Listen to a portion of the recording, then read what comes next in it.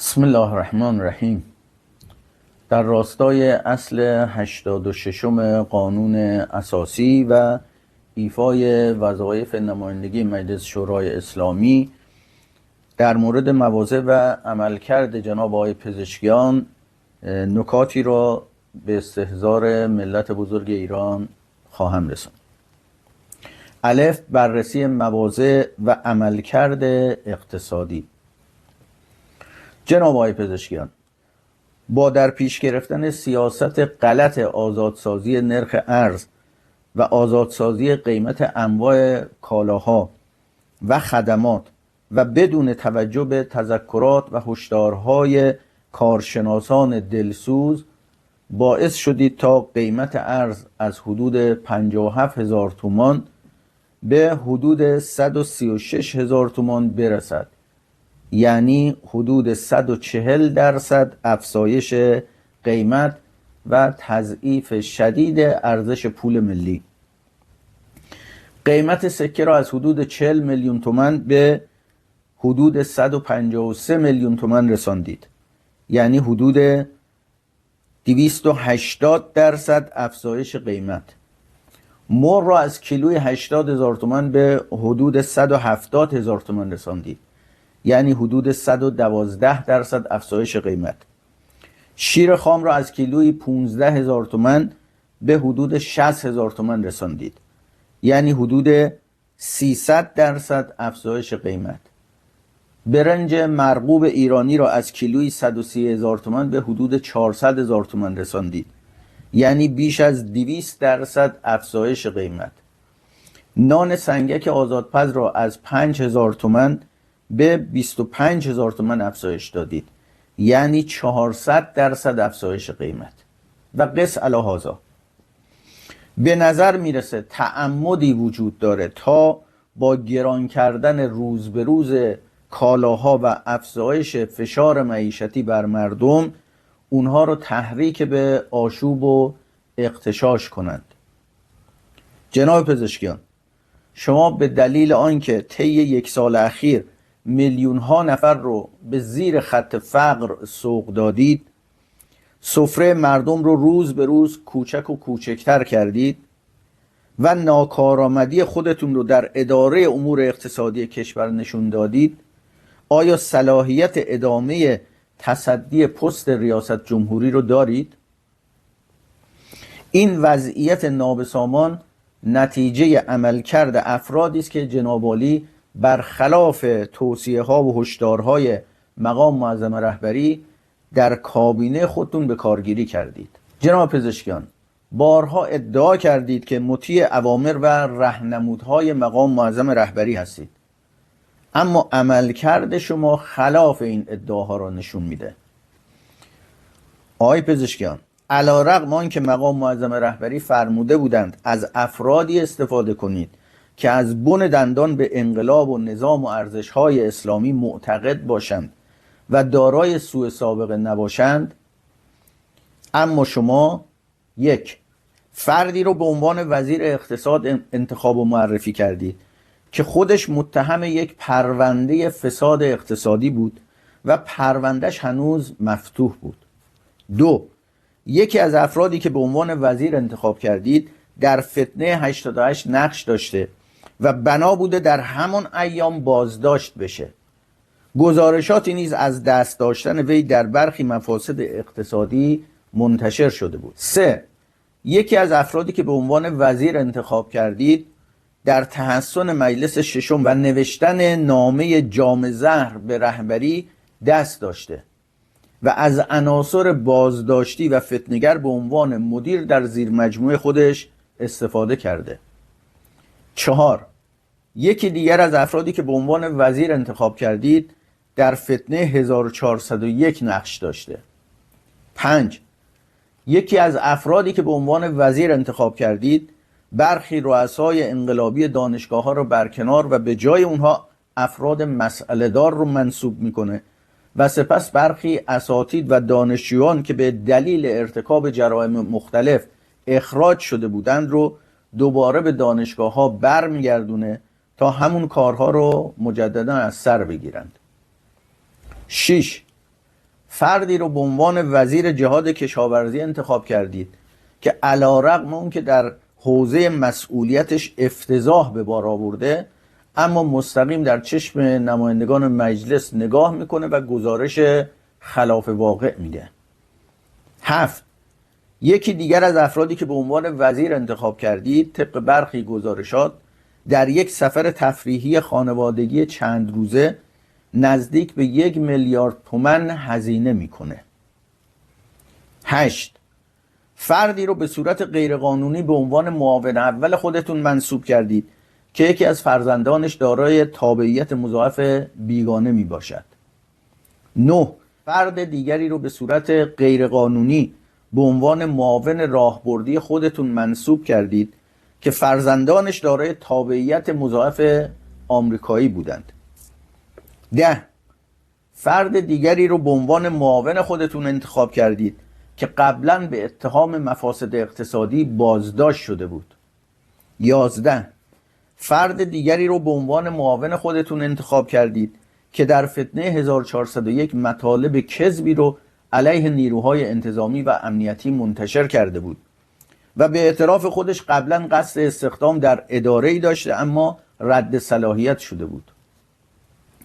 اینها بخشی از افرادی بودند که جناب عالی برخلاف توصیه رهبری به عنوان همکار خودتون به کار گرفتید و متاسفانه امثال اینها در دولت شما کم نیستند. علیرغم چنین ترکیبی اما مجلس شورای اسلامی در اقدامی کم سابقه به تمامی وزرای معرفی شده جناب عالی رأی داد.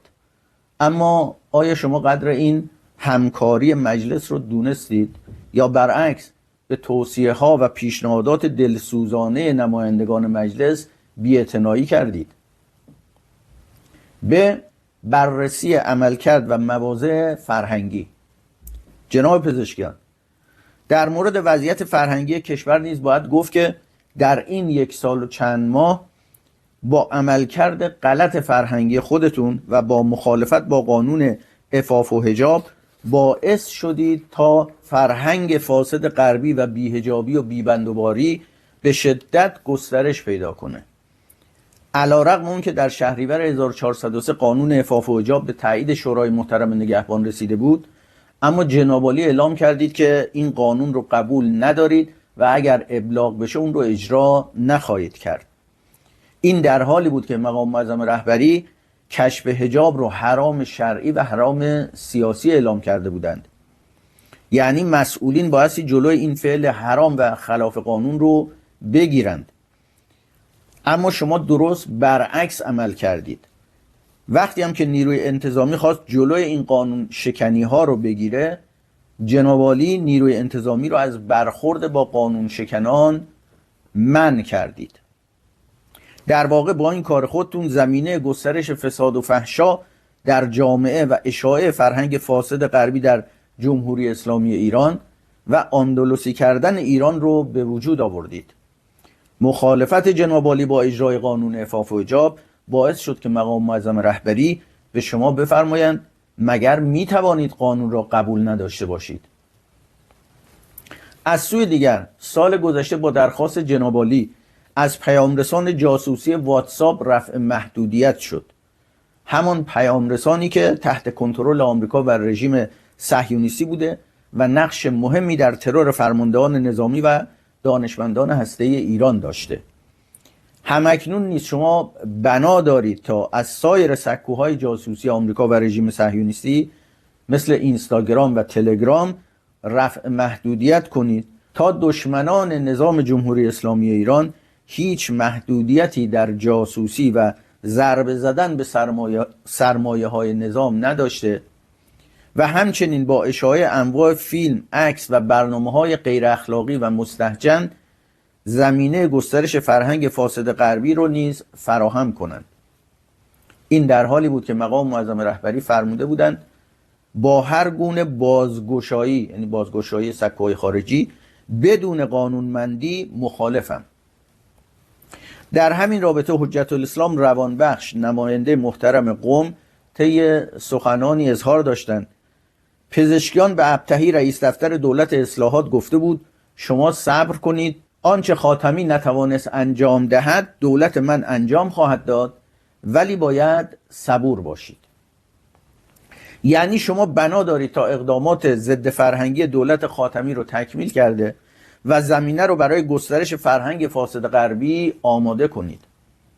جناب آقای پزشکیان، آیا شما به دلیل عملکرد و مواضع غلط ضد فرهنگی خود صلاحیت ادامه تصدی پست ریاست جمهوری رو دارید؟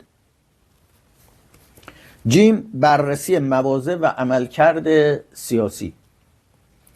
جناب آقای پزشکیان، شما در مورد توطئه آمریکا و رژیم باکو در ماجرای دالان زنگزور میگید که این موضوع اهمیت آنچنانی ندارد و نباید حساسیت به خرج داد. این موضع‌گیری شما در تضاد با موضع‌گیری مقام معظم رهبری بود، اونجا که در دیدار با پوتین در این مورد فرموده بودند جمهوری اسلامی سیاست‌ها و برنامه‌هایی را که منجر به بسته شدن مرز ایران و ارمنستان بشه هرگز تحمل نخواهد کرد. همینطور در دیدار با اردوغان اظهار داشته بودند اگر سیاستی مبنی بر مسدود کردن مرز ایران و ارمنستان وجود داشته باشد جمهوری اسلامی با آن مخالفت خواهد کرد، چرا که این مرز یک راه ارتباطی چند هزار سال است. دولت آمریکا و رژیم باکو با هماهنگی نخست وزیر غربگرای ارمنستان با چراغ سبزی که شما به اونها نشون دادید قراردادی رو برای واگذاری 99 ساله دالان زنگزور به دولت آمریکا امضا می‌کنند. این توافق کاملا مغایر با منافع ملی و امنیت ملی جمهوری اسلامی ایران بوده و در واقع پیمان ناتو رو در مرزهای ایران مستقر میکنه. جناب پزشکیان، چرا بر پذیرش کنوانسیون‌های استعماری CFD و پالرمو اصرار کردید و اونها رو در مجمع تشخیص با کمک برخی دوستانتان به تصویب رساندید؟ این کار اولا باعث خروج ایران از لیست سیاه FATF و کنار گذاشتن تحریم ها نشد. ثانیاً باعث افشای راه‌های دور زدن تحریم ها و مسدود شدن اونها توسط آمریکا میشه. ثالثاً باعث قطع ارتباط جمهوری اسلامی ایران با گروه‌های عضو محور مقاومت مثل حماس و جهاد اسلامی فلسطین، حزب الله لبنان، هشت الشعبی عراق و انصارالله یمن میشه و حتی باعث تحریم سپاه پاسداران انقلاب اسلامی هم میشه.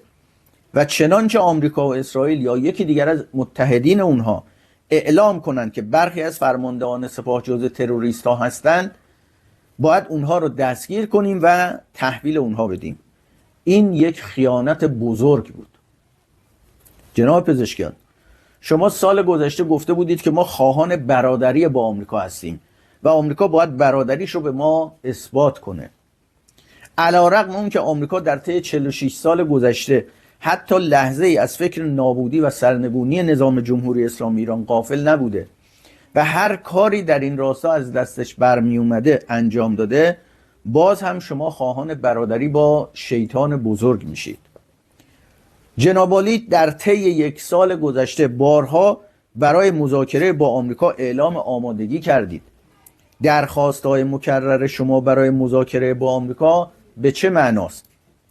در تاریخ 12 تیر 1404 و تنها چند روز بعد از توقف حملات نظامی آمریکا و رژیم صهیونیستی به ایران در مصاحبه با تاکر کارلسون گفته بودید اختلافات ایران و آمریکا به سادگی با گفتگو حل می شود. ما هیچ مشکلی در از سرگیری مذاکرات نمی بینیم. خب به راستی اگر اختلافات ایران و آمریکا به سادگی با گفتگو حل میشه، پس چرا با مذاکرات چند ساله دولت حسن روحانی و مذاکرات چندین باره دولت جناب عالی با آمریکا حل نشد؟ این که مدام اعلام آمادگی برای مذاکره با آمریکای خبیث و جنایتکار میکنید ارسال پالس ترس و ضعف و درماندگی به دشمن نیست؟ در جای دیگری میگید آقای ترامپ میتواند منطقه را به سمت صلح و آینده روشن هدایت کند. جناب پزشکیان، ترامپی که حامی اصلی اسرائیل در کشتار وحشیانه فلسطینی ها بوده، دستور ترور شهید سلیمانی رو صادر کرده، فرمان حمله به تأسیسات هسته‌ای ایران رو داده دستور خلع سلاح حزب الله لبنان رو صادر کرده و به یمن حمله کرده طرفدار صلح و آینده روشن منطقه است؟ از طرف دیگه شما درست در همان زمانی که ارمنستان و آمریکا در حال برگزاری یک رزمایش مشترک نظامی بودند به ارمنستان سفر میکنید. این اقدام شما به معنای تأیید حضور آمریکا در این منطقه و حرکت در مسیر خواست آمریکا بود. جناب پزشکیان، سال گذشته گفته بودید ما با اسرائیل سر جنگ نداریم، آماده ایم تا سلاح‌های خودمان را زمین بگذاریم به شرط آنکه اسرائیل هم سلاح‌هایش را کنار بگذارد و بعد یک سازمان بین المللی بیاید و امنیت مرزهای ما را تأمین کند. به راستی که هیچ سیاستمدار تازه کاری نیز چنین حرفهای ضد انقلابی و سخیفی نمیزند. بعد از آن که معاون سابقتان به دنبال یک توطئه برای حذف توان موشکی کشور میگه موشک مهم است اما مردم مهمترند، جناب عالی هم در یک سخنرانی گفتید اگر ما صداقت و انسانیت و عدالت داشته باشیم، چه موشک داشته باشیم چه نداشته باشیم، کسی نمیتواند به آب و خاک ما طمع کند. جناب پزشکیان، اگر ما موشک نداشتیم، آمریکا و رژیم صهیونیستی تاکنون چیزی از نظام جمهوری اسلامی ایران باقی نگذاشته بودند. چند روز قبلم با اشاره به تهاجم آمریکا و رژیم صهیونیستی به ایران در جریان جنگ 12 روزه گفته بودید آنها موشک‌هایشان از ما بیشتر بود، قوی‌تر بود، دقیق‌تر بود، راحت‌تر بود. خب آقای پزشکیان، اگر ادعای شما صحت داشت، پس چرا اونها از روز سوم جنگ برای پذیرش آتش بس از سوی ما التماس می‌کردند؟ در کمال تعجب در تاریخ سوم دی 1404 به الهام الیوف صهیونیست که هم در توطئه شهادت آیت الله رئیسی دست داشته و هم در حمله نظامی اسرائیل و آمریکا به ایران مشارکت داشته جناب عالی تلفن میکنید و تولدش رو تبریک میگید. به راستی نرد عشق باختن با دشمنان نظام جمهوری اسلامی ایران چه معنایی داره؟ با توجه به موارد فوق، آقای پزشکیان، آیا جناب عالی به دلیل این مواضع ضد منافع و امنیت ملی جمهوری اسلامی ایران صلاحیت ادامه تصدی پست ریاست جمهوری رو دارید؟ و سلام.